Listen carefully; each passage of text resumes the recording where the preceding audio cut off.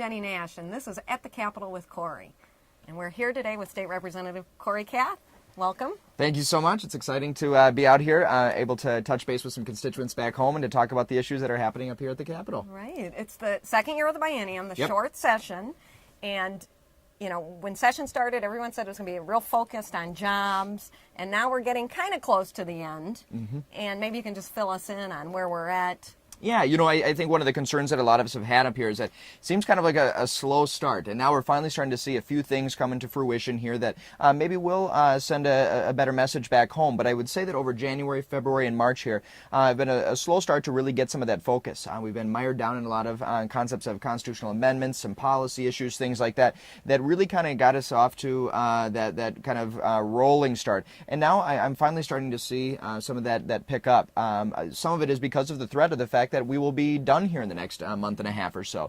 So that focus is maybe finally coming into light here, but unfortunately, wish would have started to happen right away in January when we came in. And the committee deadlines now are almost met, and then the floor sessions will go longer as you debate some of the bigger bills. Exactly, you know, and a lot of it is just we don't know.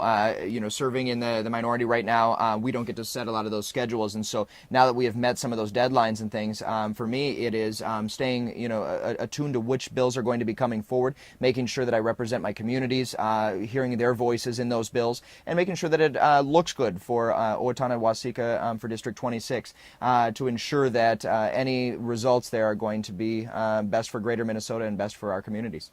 And we have heard two bills, omnibus bills. The first one was the education bill, and there was a funding mechanism in that bill that maybe you can explain and how you felt about that. Well, you know, I think from the get-go, all of us have been very concerned with the shift to K-12 education. Over $2.4 billion that we currently owe our schools, and that doesn't even come into or take into account any sort of future funding that we need to do for technology and for possibilities of all-day, everyday kindergarten and different focuses that we know that our communities want.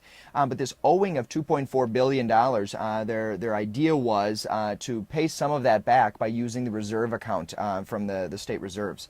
And that's very dangerous. And our state economists, who are nonpartisan, these are individuals that look at these structures from way back when, say that, you know, robbing that account really puts us as a state in financial jeopardy for our bond rating, puts us in jeopardy for being able to pay our bills on time, which overall takes away just that overall security that we have as a state.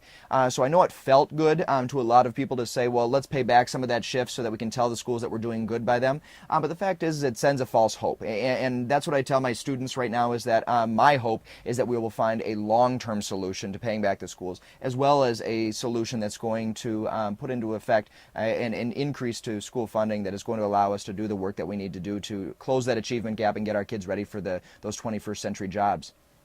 Right. And then the second bill that we debated, the big omnibus bill, was the tax bill. And maybe you can fill us in on that, too. Yeah, you know, I think overall all of us are kind of joining hands or in unison of saying that we'd like to see a lowering of the property taxes, not only for businesses, but for homestead too. And with the removal of the market value homestead credit last session, that's been a real concern of mine. I've said very loudly locally that that is one of my goals this session, is to continue to move that market value homestead credit as a credit for our constituents. And we also agree that there needs to be a lowering of the business property taxes. That's a tough thing for those businesses who are trying to get back on their feet, or new businesses that would like to emerge, and that's a stumbling block for many of them. And so we all agree that we'd like to lower those, but the proposal that was before us a couple weeks ago was to lower that business property taxes, not by a significant amount actually, by a very minor amount, and a lot of it actually went to larger corporations, grossing $300 million or more.